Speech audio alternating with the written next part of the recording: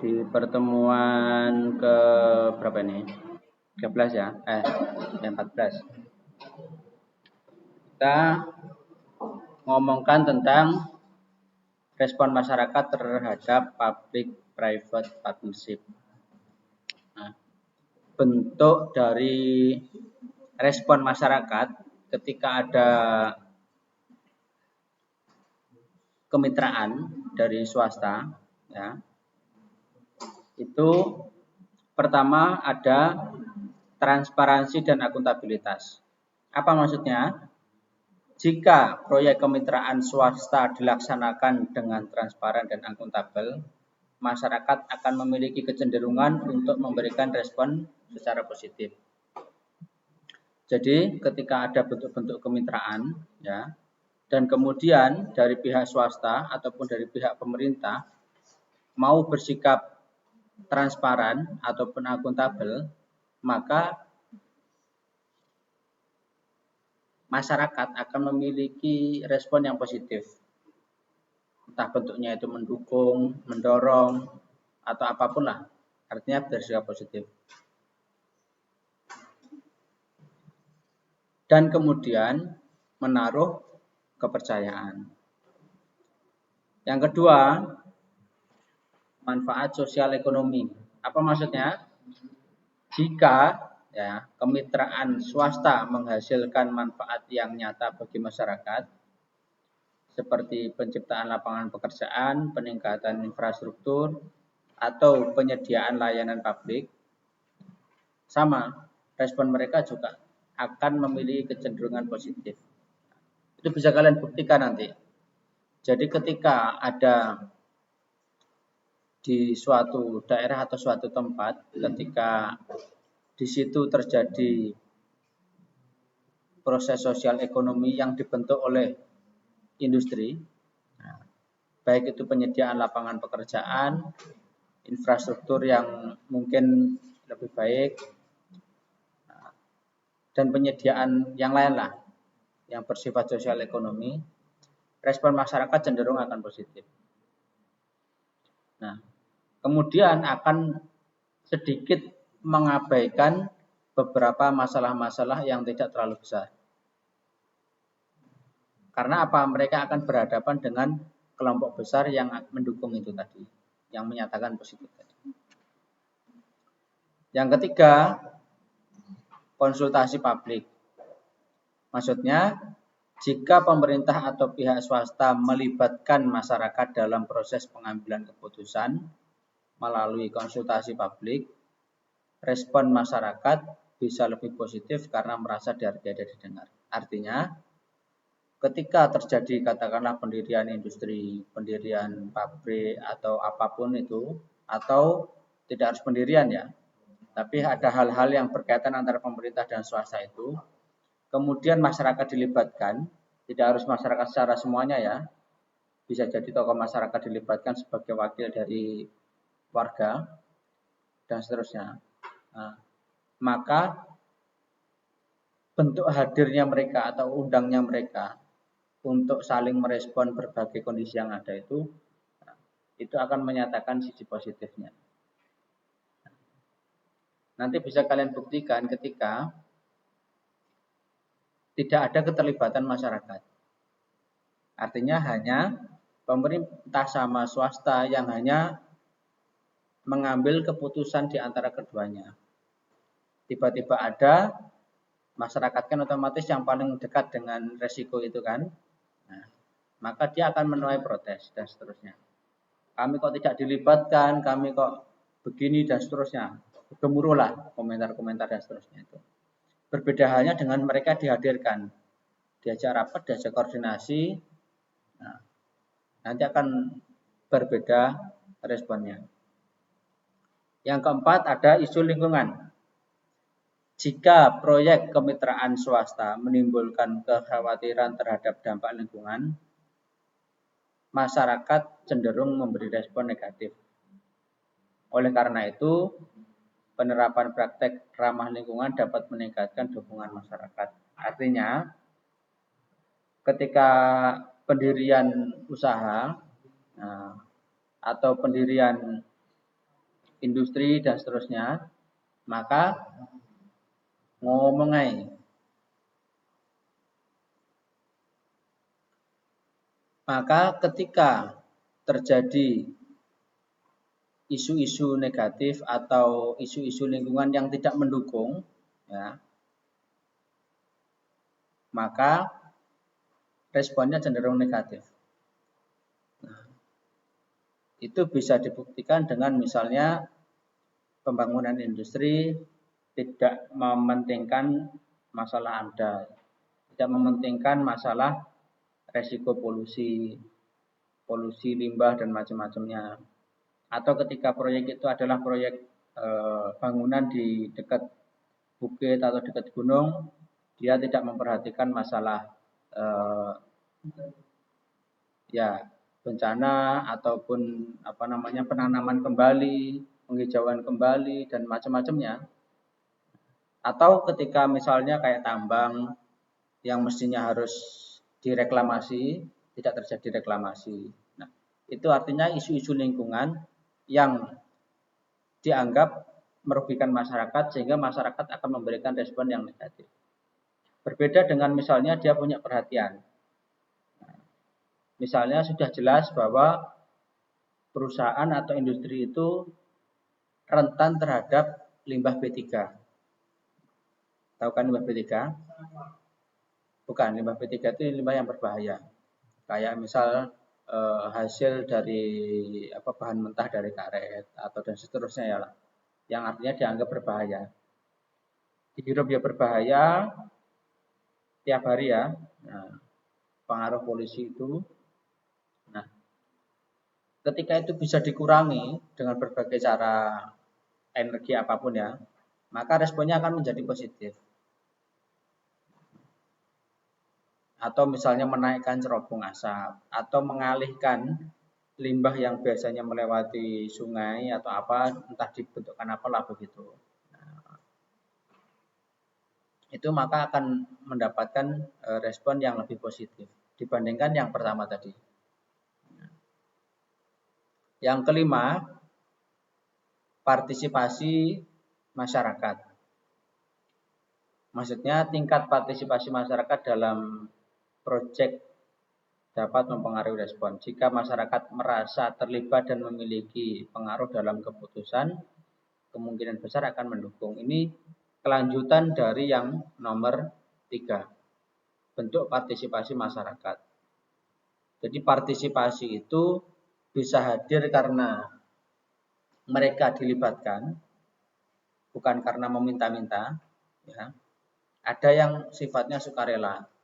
Tapi dalam konteks ini dia lebih banyak diberikan kesempatan. Jadi bukan inisiasi masyarakat, tapi dari pihak pertama dan kedua yang melibatkan masyarakat. Kemudian masyarakat ikut. Nah, itu. Jadi dalam hal ini istilah partisipasi itu bukan dimaksudkan orang gotong royong, terus kemudian kerja bakti, itu bukan. Ya, beda pemaknaan dengan istilah partisipasi. Jadi artinya keberadaan dia, partisipasi itu sebenarnya lebih dekat ke aspek politik sebenarnya. Ya. Karena apa? Partisipasi nanti akan pengaruh pada pengambilan keputusan. Ya. Jadi makanya istilah yang dipakai ketika ada musrembang, ya, rapat-rapat desa atau apa, itu partisipasi. Ya. Kalau hanya kalau sifatnya hanya gotong royong kerja bakti itu sifatnya guyub rukun aja. Ya, ikut terlibat kita aja, aktif dalam masyarakat kita aja. Karena sifat partisipasi awal itu memang dimaknai begitu. Untuk hadir ya, karena kehadirannya dia sebagai bagian dari pengambilan keputusan itu. Kemudian pengelolaan resiko. Jika pihak terkait mampu mengelola resiko dengan baik dan memberi jaminan keberlanjutan proyek, masyarakat cenderung lebih mendukung. Jadi ketika suatu pihak swasta ataupun perusahaan atau industri bisa tidak menjanjikan tapi dalam roadmap-nya dia itu dia bisa mengelola resiko yang ada. Misalnya orang bekerja bisa nyaman. Artinya entah karena jenjang karir atau kesempatan kerja dan seterusnya, resiko PHK rendah, dan dia bisa bisa bekerja di situ yang tidak pindah-pindah, kemudian bisa nyaman di situ. Dengan pengelolaan resiko. Resiko orang sebagai outsourcing kan mesti potensi PHK, potensi bangkrut, kemudian dipulangkan kan, dan seterusnya. Nah, maka ketika bisa mengelola resiko-resiko semacam itu, termasuk proyek ini nanti akan akan berkembang, akan mempunyai anak perusahaan dan seterusnya lah. Maka ketika itu bisa meyakinkan masyarakat dan ada progresnya, maka dia akan mendukung itu. Nah, kemudian ada pemberdayaan lokal. Jika kemitraan swasta dapat memberdayakan ekonomi lokal dan memperkuat kapasitas komunitas tempat, respon masyarakat dapat menjadi lebih positif. Nah, artinya masyarakat itu sebagai orang yang dijadikan objek sasaran, karena potensinya kan cuma dua. Kalau tidak berpotensi baik, ya berpotensi buruk. Berpotensi buruk berarti yang dikerjain ya masyarakat terus. Yang jadikan sasaran dan seterusnya masyarakat terus. Nah, tapi kalau punya itikat baik, ya baik itu untuk memberdayakan masyarakat lokal, karena ekonomi nanti akan berjalan di situ, sekitaran itu, maka responnya menjadi positif. Misalnya, contohnya begini,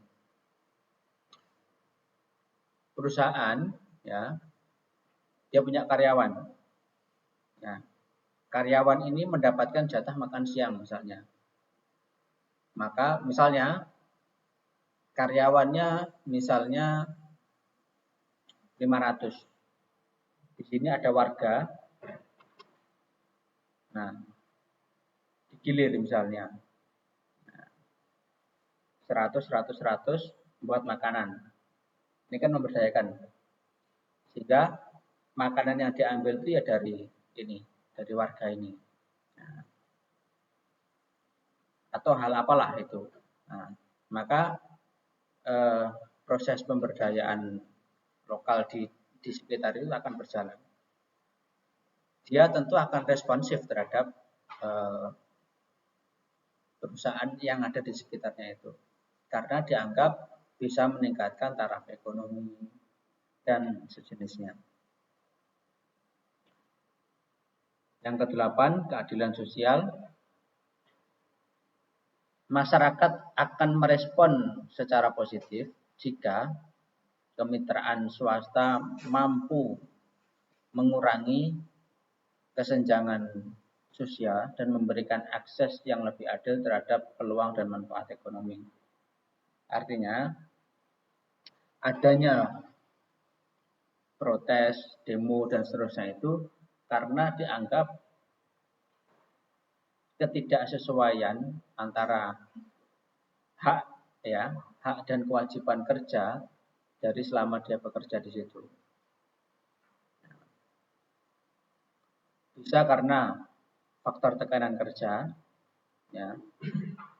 bisa karena akses, misalnya mestinya mendapatkan fasilitas kesehatan tapi tidak mendapatkan karena rentan pekerjaannya rentan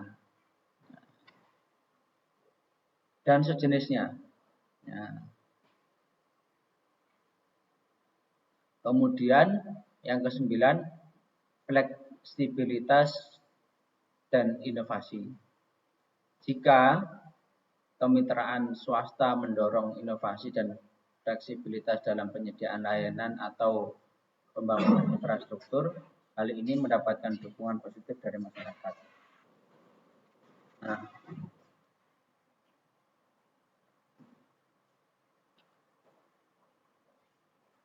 fleksibilitas itu masuk pada bentuk penyediaan layanan. Nah, inovasi itu terkait dengan bentuk layanannya. Nah, jadi misalnya aksesnya lebih mudah, terus kemudian mudah digunakan, atau apapun lah. Artinya tidak kaku seperti model birokratis begitu. Nah, dan layanan itu bisa terbuka, bisa diakses oleh oleh karyawan, oleh masyarakat atau apa, sehingga orang yang menggunakan itu merasa nyaman dan seterusnya itu. Nah, maka ini juga mendapatkan respon yang positif. Yang ke-10, ketahanan terhadap krisis. Respon masyarakat dapat dipengaruhi oleh sejauh mana kemitraan swasta mampu menjaga stabilitas dan ketahanan proyek, terutama dalam menghadapi situasi krisis atau perubahan ekonomi. Nah, ketika misalnya ada krisis moneter, dia bisa bertahan kan? Perusahaan itu. Artinya bertahan begini. Ketika sudah ditetapkan UMR, nah, dengan krisis, apakah akan menurunkan itu karena menghadapi krisis? Resikonya dua, dikurangi karyawannya karena tidak bisa menggaji, atau tetap tapi kemudian harga lebih tinggi.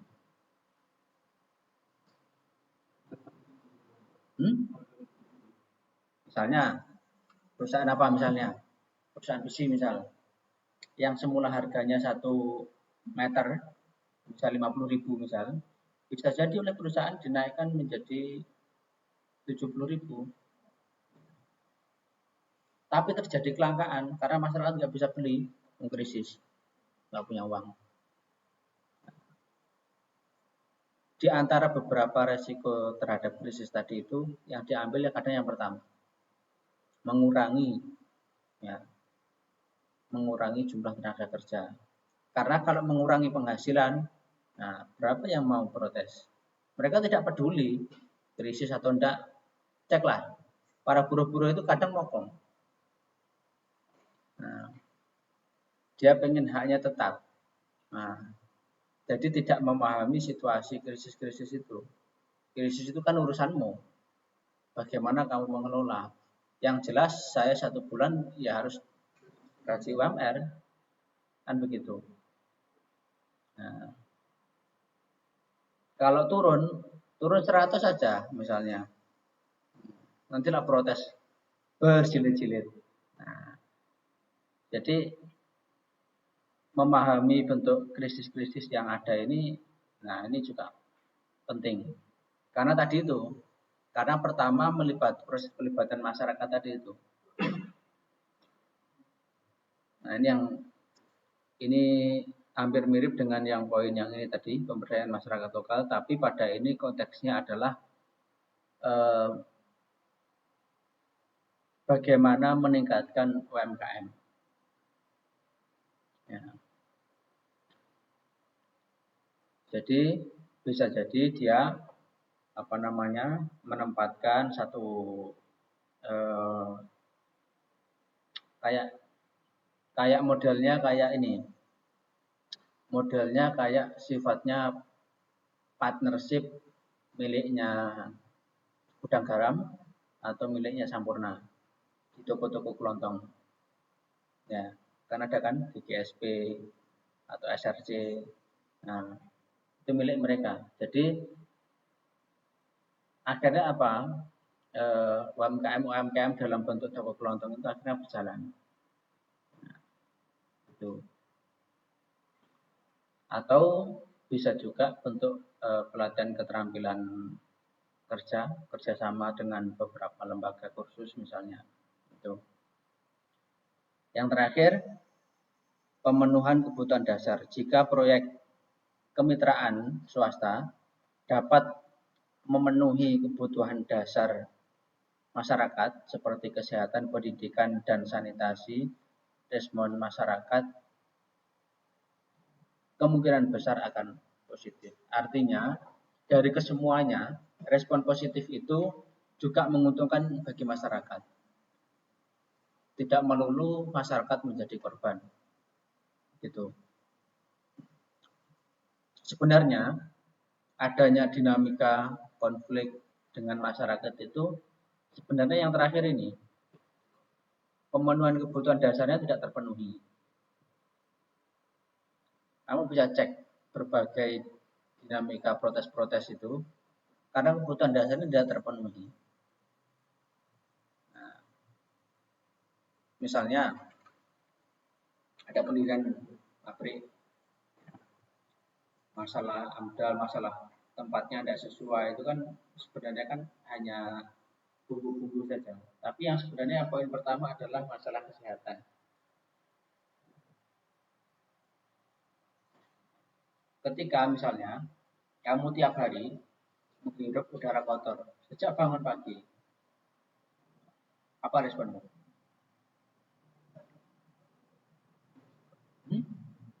Nah, artinya kebutuhan dasar kesehatan ini tidak bisa digantikan dengan katakanlah misalnya di sampingnya ada rumah sakit besar, kamu diberikan separuh harga misalnya, tetap orang masih protes. Mana ada orang tiap hari mau ke rumah sakit, ya kan? Mending sehat tapi tidak ke rumah sakit, tiap hari berobat itu. Misalnya ya,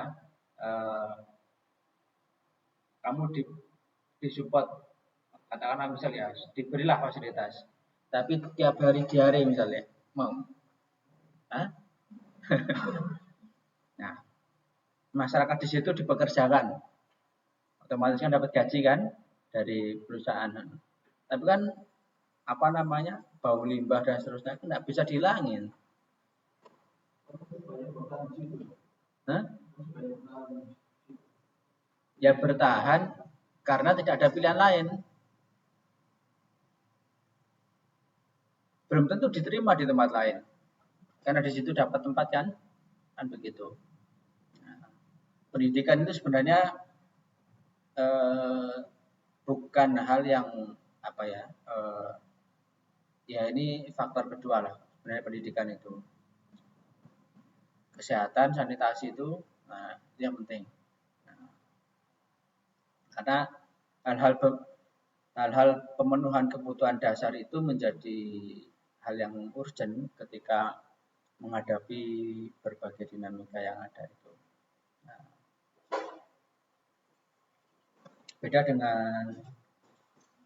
beda dengan makanan pokok ya, itu hampir sebagian orang bisa memenuhi. Tapi kalau kesehatan ini kan masalah layanan publik. Ya, kesehatan, pendidikan, sanitasi itu kan layanan publik. Ya. Itu oke, dari sini ada yang ditanyakan?